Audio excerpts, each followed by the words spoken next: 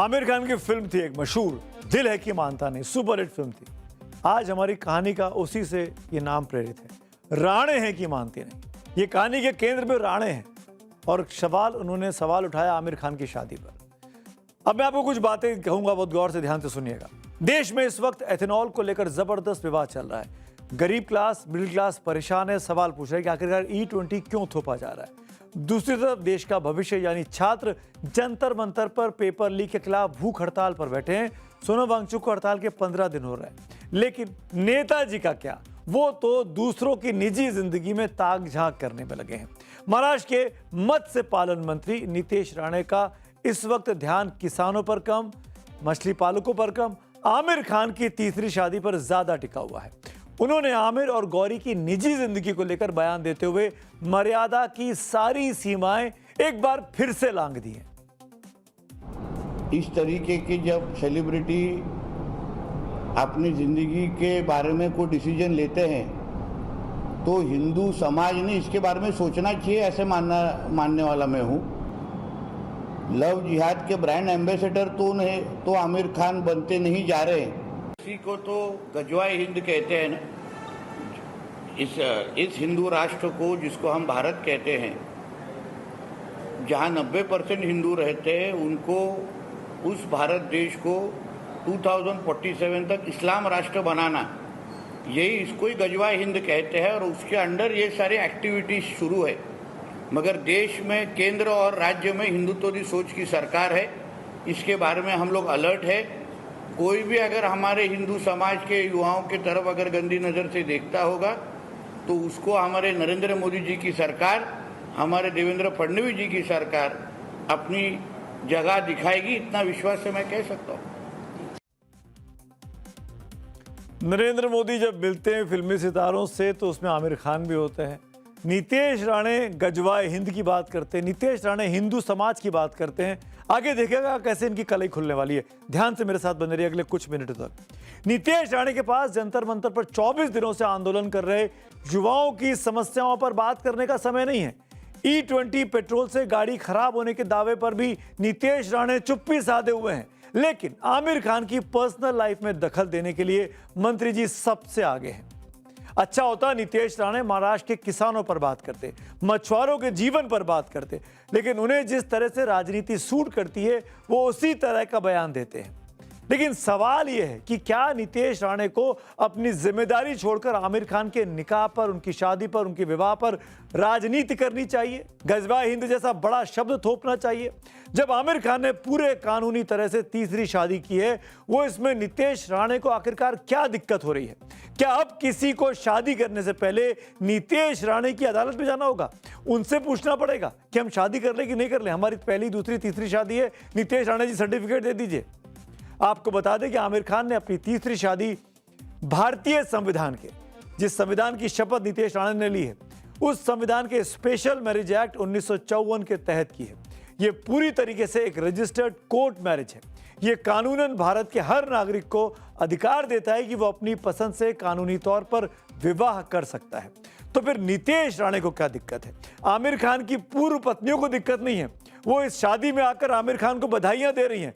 पूरी की पूरे परिवार एक साथ दिखाई देता है, पहली दूसरी पत्नी भी वहां पे मौजूद है, लेकिन दिक्कत है तो नीतेश राणे को। यह सवाल नीतेश राणे से विपक्ष अब लगातार पूछ रहा है कि क्योंकि आमिर खान मुस्लिम समाज से आते हैं, इसीलिए आप इस तरह के बेहुदी बातें कर रहे हैं। निजी जिंदगी पर अपनी सियासत को चमकाने का एक प्रयास है। महाराष्ट्र के मंत्री को विकास की बात करनी चाहिए, विवाद की नहीं। लेकिन भारतीय जनता पार्टी के नेताओं में आजकल आमतौर पर देखा है कि जबरदस्ती ध्रुवीकरण करने का प्रयास होता है, नफरत फैलाने का प्रयास होता है। हिंदू लड़कियों को भी सोचना चाहिए कि हम क्यों इनके पास जाते हैं, इनसे शादी करते हैं, और वजह बहुत स्पष्ट है कि इस्लाम को मानने वाले लोग भारत के संविधान को नहीं मानते। जब भी कोई महत्वपूर्ण विषय आप लेकर खड़े हो जाइए, ये बराबर हिंदू मुस्लिम तरफ लेके जाएंगे। और आप सोशल मीडिया भी देखो, उनके कहाँ से खुद कर, मतलब गड्ढे खुद कर निकाल के कब्र खोदते रहते हैं लोग। तो ये इनका धंधा है, इसके पर ध्यान देने की जरूरत नहीं। भूलिए मत, नीतीश राणे महाराष्ट्र सरकार में मंत्री हैं, एक जिम्मेदार संवैधानिक पद पर बैठे हैं। मंत्री बनते वक्त उन्होंने संविधान की कसम भी खाई होगी कि वो बिना किसी भेदभाव या दुर्भावना के कानून की रक्षा करेंगे, लेकिन आज उसी कानून के दायरे में हुई एक शादी पर नीतीश राणे उल जलूल बयान दे रहे हैं। जिस आमिर खान की मैरिज पर नीतीश राणे हिंदू मुस्लिम का तड़का लगा रहे हैं, उन्हें पता होना चाहिए कि आमिर खान की तीसरी पत्नी गौरी सेपरेट तो हिंदू है ही नहीं। वो जिस गजवाए हिंद की बात कर रहे हैं, जिस हिंदू धर्म के बचाने की बात कर रहे हैं, वो गौरी, उनका नाम भले ही गौरी है पर वो हिंदू नहीं है, वो तो ईसाई धर्म से ताल्लुक रखती हैं। उनके पिता तमिल ब्रिटिश मूल के हैं, जबकि पंजाबी आयरिश मूल की उनकी माँ है।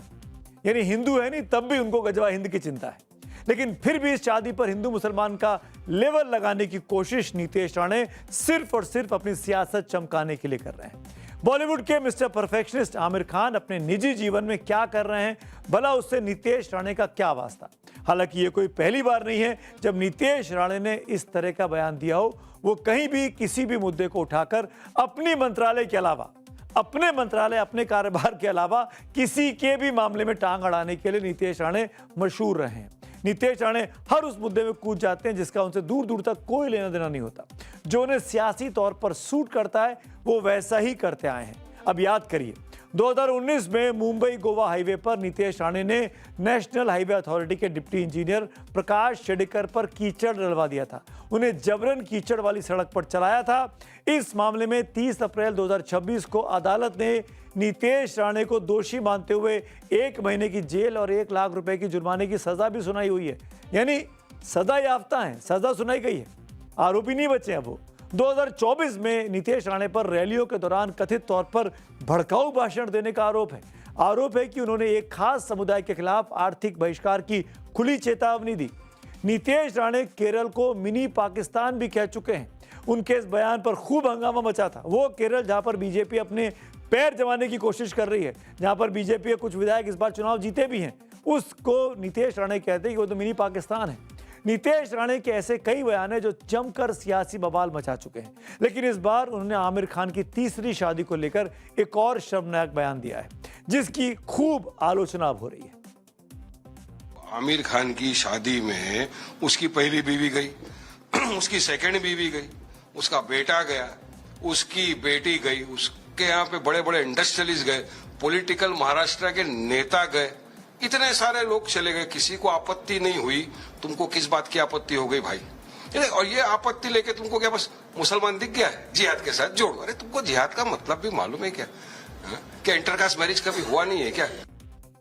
अब जरा ठंडे दिमाग से सोचिए, किसको किससे शादी करनी है, किसकी पसंद क्या है, ये हर किसी का बेहद निजी मामला है। हमारा देश किसी नेता के बयानों से नहीं बल्कि देश के कानून और नियम कायदों से चलता है। शादी के लिए भी सरकार ने, हमारे देश में एक संविधान बना हुआ है, नियम कायदे बने हुए हैं और उसका पालन करवाना सरकारों का काम है। कानून के हिसाब सब कुछ चलता है और जो कानून नहीं मानता उसके लिए अदालतें बैठी हुई हैं। आमिर खान ने अगर कानून को तोड़कर तीसरी शादी की होती तो नीतीश राणे को सीधा पुलिस स्टेशन जाकर उनके खिलाफ शिकायत दर्ज करानी चाहिए थी, उनको गिरफ्तार करवा देना चाहिए था। महाराष्ट्र में तो उनकी सरकार है, उनके अपने मुख्यमंत्री हैं। बयान बहादुर बनने के चक्कर में कुछ भी कहने की आज़ादी किसी को भी, चाहे वो कोई भी पद पर बैठा हो, ये आज़ादी नहीं होनी चाहिए, जैसा नीतीश राणे कहते आए। आमिर खान जैसे ना जाने कितने उदाहरण गिनेंगे, जहाँ कई सारे एग्जाम्पल है पब्लिक लाइफ में जो लोग रहते हैं जिन्होंने कई सारी शादियाँ की हैं। अगर गिनाने लगूंगा तो कई घंटे मुझे लग जाएंगे, कार्यक्रम मुझे न जाने कितनी देर तक करना पड़ेगा। लेकिन अभी सिर्फ मैं कुछ फिल्म स्टार्स की शादियों के बारे में याद दिलाना चाहता हूं। और इस बार ऐसी शादियां हैं जहां पर हिंदू लड़कों ने मुस्लिम महिलाओं के साथ शादी की है। जैसे कि अगर मैं अतीत में जाऊं तो सुनील दत्त और नरगिस जी की शादी याद करिए। उस दौर में भी दोनों ने समाज की परवाह न करते हुए एक दूसरे का हाथ थामा था। सुनील दत्त के सुपुत्र संजय दत्त, उन्होंने अभी उनकी पत्नी मान्यता दत्त है। मान्यता दत्त ने शादी ने धर्म की दीवार गिरा दी है। मान्यता का दरअसल असली नाम वो भी मुस्लिम धर्म को मानने वाली रही, दिलनवाज शेख है। संजय दत्त की मान्यता तो दूसरी पत्नी है। एक और शादी का एग्जांपल देता हूं, कुणाल खेमू और सोहा अली खान, इन दोनों को देखिए, दोनों ने धर्म की दीवारों को तोड़ते हुए शादी की, एक हिंदू एक मुसलमान। सोहा की मां शर्मिला टैगोर और उनके पिता मंसूर अली खान पटौदी, वो भी हिंदू मुस्लिम शादी थी, 1968 में हुई थी। उस जमाने में जब इस तरह की शादियां होना अमूमन क्रांति मानी जाती थी समाज में एक तरीके से। ऋतिक रोशन और सुजैन खान, वो भी हिंदू मुस्लिम की शादी, हिंदू ऋतिक मुस्लिम सुजैन, लव स्टोरी थी ये, हम सबको याद होगा। हालांकि अभी दोनों पति पत्नी अलग हो चुके हैं, लेकिन ये शादी हुई, दोनों शादी से दोनों के बच्चे भी हैं। ये तमाम चीज़ें दिखाती कि आखिरकार शादियां होती रही हैं, कई सारी शादियां हुई हैं अलग अलग धर्मों के बावजूद भी, तब तो नहीं कहा। अब एक और बात नीतीश राणे को मैं बोलना चाहूंगा। नीतीश राणे की पार्टी की सांसद हैं और उनके पति भी सांसद हैं, फिल्म स्टार हेमा मालिनी, धर्मेंद्र उनके पति, स्वर्गीय धर्मेंद्र, जिनका अभी देहांत हुआ। बॉलीवुड की सबसे चर्चित शादियों में से एक थी। धर्मेंद्र पहले से शादीशुदा थे, इसीलिए दोनों ने, धर्मेंद्र और हेमा मालिनी ने जब शादी की तो धर्म परिवर्तन कर लिया। उन्होंने इस्लाम धर्म अपनाया और सामाजिक बंधनों से अलग जाकर एक दूसरे का हाथ थाम लिया, शादी कर ली। इस शादी पर क्या कहेंगे नीतीश राणे? ऐसे तमाम एग्जाम्पल है जो ये दिखाता है कि समाज में शादियां होती आई हैं और ये दो व्यक्तियों का निजी मामला होता है। किसी एक को दिक्कत होनी चाहिए जिसने शादी की है, पर यहां तो नीतीश राणे तीसरी शादी में अब्दुल्ला दीवाना वाली स्थिति में आ गए। इस बयान को कतई भी स्वीकार नहीं किया जा सकता। अब बात करते हैं आज की अगली कहानी की ओर। अब बात पटना के बांकीपुर विधानसभा उपचुनाव की। सालों तक दूसरे सियासी पार्टियों की चुनावी रणनीति तैयार करने के लिए मशहूर पीके यानी प्रशांत किशोर आज विधिवत रूप से चुनावी मैदान में उतर गए। बीजेपी के राष्ट्रीय अध्यक्ष देने वाले बांकीपुर के गढ़ को प्रशांत किशोर क्या फतेह कर पाएंगे, ये अब सबसे बड़ा सवाल है। लेकिन इससे बड़ी बात है कि पीके बहुत अमीर प्रत्याशी हैं। कितनी है उनकी और उनकी पत्नी की कमाई, सबसे पहले उसी पर नजर डाल लेते हैं। बांकीपुर उपचुनाव से प्रशांत किशोर का खाता खुलेगा या नहीं, ये तो वक्त बताएगा, लेकिन उससे पहले प्रशांत किशोर का बही खाता सामने आ गया है।